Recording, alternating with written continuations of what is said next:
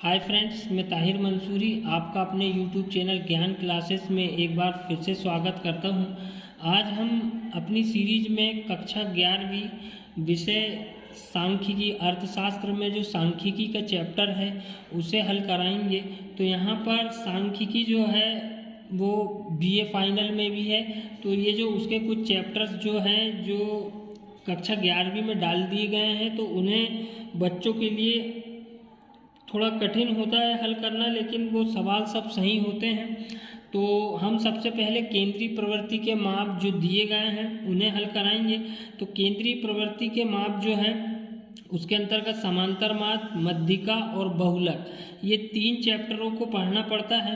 तो यहाँ पर इसमें से 2 क्वेश्चन करीब 5 से 10 नंबर के आते हैं, सवाल आते हैं, तो बहुत आसान रहते हैं उन्हें हल करना।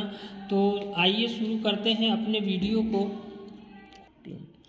तो यहाँ पर सबसे पहला जो क्वेश्चन दिया गया है, निम्नलिखित आंकड़ों से सरल समांतर माध्य की गणना कीजिए। तो यहाँ पर मैं आप लोगों को बताना चाहूँगा कि समांतर माध्य को हम इस वीडियो में हल कराएंगे। तो देखते हैं कैसे हल करेंगे। तो सबसे पहले समांतर माध्य जो होता है, समांतर माध्य के अंतर्गत 3 श्रेणियों को पढ़ना पड़ता है। श्रेणियाँ कितनी होती है? 3। तो सबसे पहले होती है व्यक्तिगत श्रेणी, सेकंड होती है आपकी खंडित श्रेणी,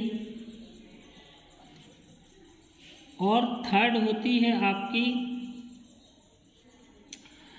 थर्ड श्रेणी जो होती है आपकी, और तीसरी है सतत श्रेणी। इन 3 प्रकार की श्रेणियों में से एक सवाल जरूर पूछा जाता है। तो जो सबसे पहला क्वेश्चन हमने अभी पढ़ा है वो व्यक्तिगत श्रेणी का क्वेश्चन है। तो व्यक्तिगत श्रेणी के अंतर्गत जो पहला क्वेश्चन दिया गया है, मजदूरी दी है 5, 10, 15, 20, 25 और 30। तो इसमें कुछ करना नहीं है, हमें इसे सीधा जमाना है। 5 जोड़ देंगे, 10, 15, 20, 25 और 30। अब इसमें और कुछ नहीं, सिर्फ इनके पदों को गिन के और जोड़ देना है। 1, 2, 3, 4, 5, 6 का भाग दे देंगे। तो सबसे पहले हम इसे जोड़ते हैं।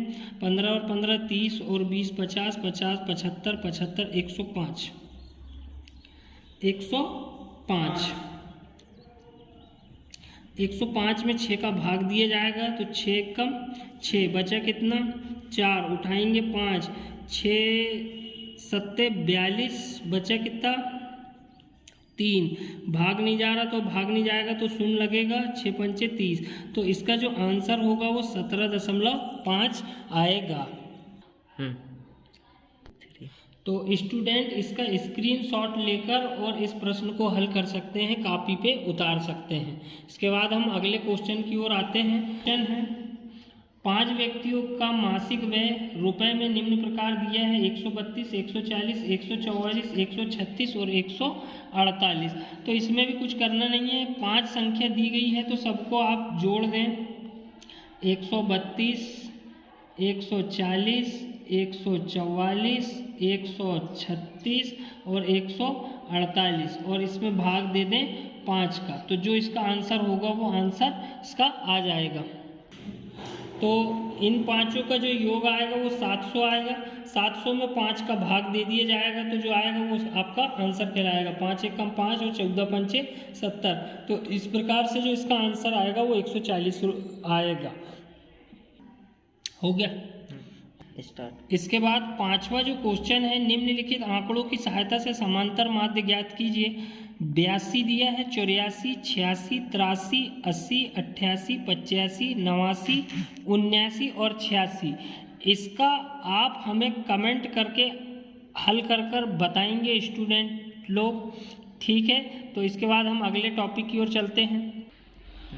प्रश्न क्रमांक 11 जो दिया गया है, 5 व्यक्तियों का मासिक व्यय रुपए में दिया है। अब व्यक्ति दिए हैं 1, 2, 3, 4, 5 और व्यय राशि दी है 132, 140, 144, 136 और 148।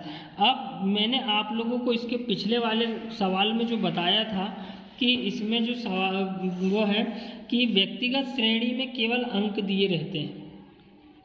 अंकों के अलावा अपने को संख्या जितनी रहती है उनको जोड़ के उसका भाग देना पड़ता। लेकिन खंडित श्रेणी से जो सवाल रहते हैं इसको हम प्रत्यक्ष विधि से भी बोल सकते हैं कि समांतर माध्य जो है प्रत्यक्ष रीति से ज्ञात कीजिए, ये भी क्वेश्चन बनता। तो खंडित श्रेणी का ही नाम क्या है? प्रत्यक्ष रीति होता है। तो प्रत्यक्ष रीति में अंक और संख्या दी होती है। तो यहाँ पर जो सवाल दिया गया है उसमें दो चीज़ें दी गई हैं। तो क्या क्या दिया गया है?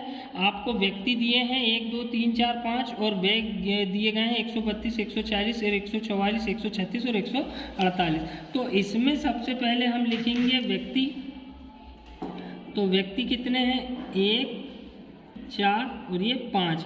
और उसके बाद व्यय दिया गया है उनका, व्यय कितना कितना। तो यहाँ पर जो तालिका है इसमें व्यक्तियों की संख्या 1 है तो 132 गुणित 1, तो 132 से कम 132 हो जाएगा। 140 गुणित 2 तो यहाँ पर 280 हो जाएगा। और उसके बाद 144 का गुणा हम 3 में करेंगे तो आएगा यहाँ का योग 432।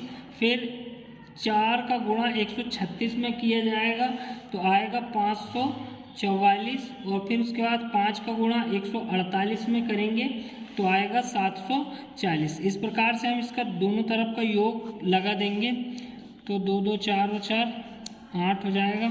फिर उसके बाद यहाँ पर 8 और 3 11, 11 और 3 14, 14 4 18 और 4 22, हासिल के 2 3 2 5 और 4 9, 9 और 5 14, 14 और 7 21। तो यहाँ का योग जो आएगा 2128 आएगा। तो यहाँ पर x बार समांतर माध्य को x बार से दर्शाया जाता है, प्लस बराबर इक्वल आएगा, इक्वल से सिग्मा fx अपॉन f, मतलब बटे में पदों की संख्या, n बराबर से पदों की संख्या, fx मतलब जो f का गुणा x में किया गया है तो वो fx जो प्राप्त हुआ वो 2128 होगा। और यहाँ पर हम इसे सूत्र में रखेंगे तो 2128 बटे में पदों की संख्या कितनी है? 1 2 3 4 5। तो n बराबर से पदों की जो संख्या है वो 5 होगी।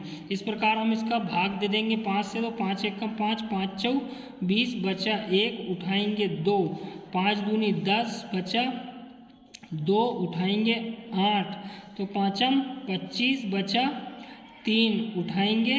अब भाग कोई संख्या नहीं है तो भाग नहीं जा रहा है तो शून्य लगा देंगे और दशमलव लग जाएगा तो 5 छक्का 30। तो इस प्रकार इसका जो आंसर आएगा 425.6 आएगा। इसके बाद हम प्रैक्टिकल क्रमांक 7, निम्न सारणी से समांतर माध्य ज्ञात कीजिए। प्राप्तांक दिए हैं 0 से 10, 10 से 20, 20 से 30, 30 से 40 और 40 से 50। तो इन सवालों में जब वर्गांतर दिया रहता है तो समांतर माध्य जब उसमें ज्ञात करना होता है तो इसका सूत्र अलग हो जाता है। इसके पहले वाले जो सवाल में हमने आपको सूत्र बताया है वो जो है वो खंडित श्रेणी का सूत्र बताया गया है। ये जो सूत्र है वो खंडित श्रेणी अर्थात जब संख्या और पद दिए रहेंगे, दो चीज़ें दी रहेगी तो यहाँ पर सूत्र ये वाला लगेगा x बार बराबर से सिग्मा fx अपॉन n।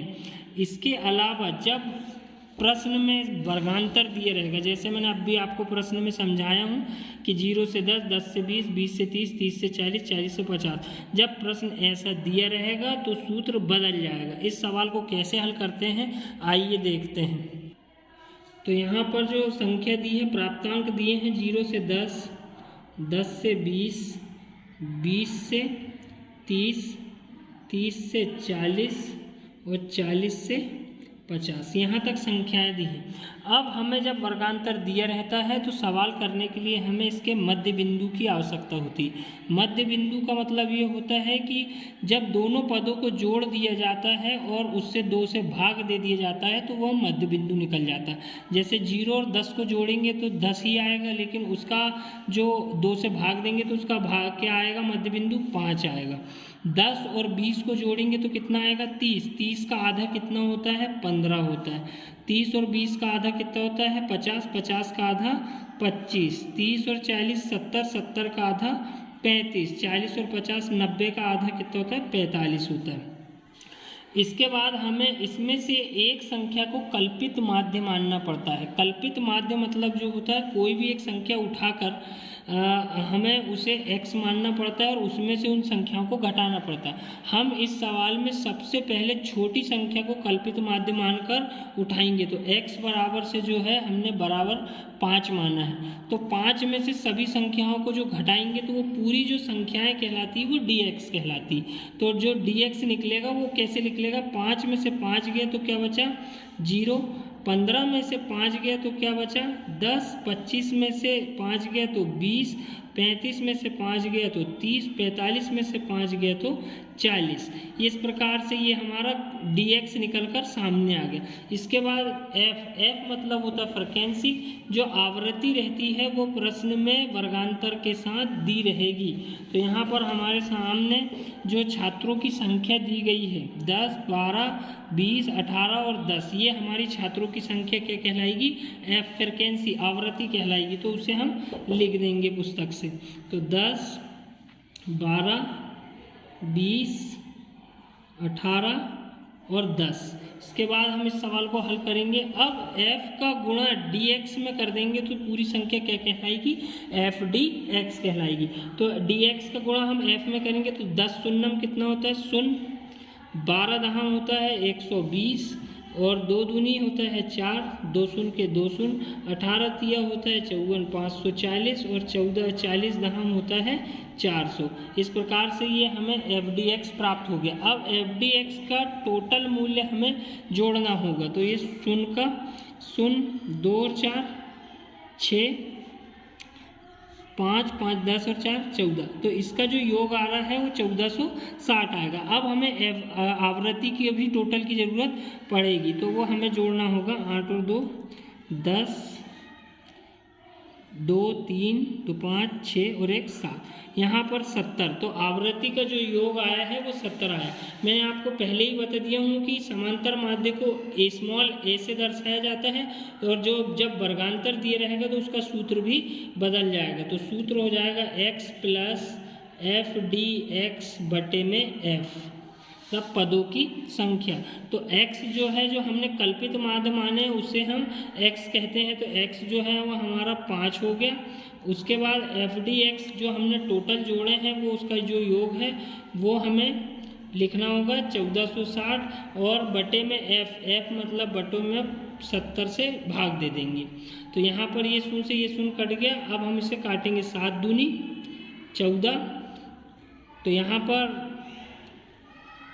कुछ हमने 2 संख्या उठाई थी तो 2 संख्या बची नहीं है, तो यहाँ भाग नहीं जा रहा तो 0 आ जाएगा।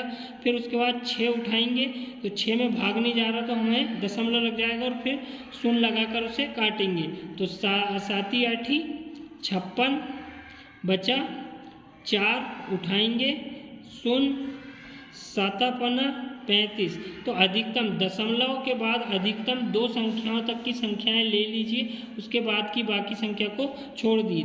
तो यहाँ पर जो हमारा आंसर आएगा 5 धन 20.85।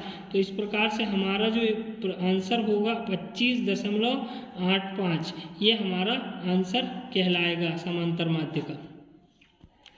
तो बच्चे इस प्रश्न का आंसर स्क्रीनशॉट करके ले लें और इसे कॉपी में उतार लें, ताकि उन्हें परीक्षा में इससे बहुत मदद मिल सकेगी। इसके बाद हम अगला जो क्वेश्चन है वो आप लोगों के लिए होमवर्क के रूप में दे रहे हैं, जिसे आप हमें कमेंट करके बताएंगे कि इसका आंसर कितना होगा। तो प्रश्न क्रमांक जो है 8वां, 0 से 4, 4 से 8, 8 से 12 और 12 से 16, और छात्रों की संख्या जो दी है 4 8 2 1। तो इस सवाल को जो वर्गांतर दिया है सेम इसी सवाल के जैसा करना है। वर्गांतर बनाएंगे, फिर उसका मध्य बिंदु निकालेंगे और फिर उसमें से एक कल्पित माध्य मानेंगे और आवृत्ति जो हमें प्रश्न में दी है उसे लिखेंगे, और फिर उसके बाद f का गुणा dx में करके जो आएगा वो टोटल इसी प्रकार से सवाल को हल करना है। तो मैं उम्मीद करता हूँ कि आपको वीडियो पसंद आया होगा। वीडियो को पूरा देखने के लिए धन्यवाद।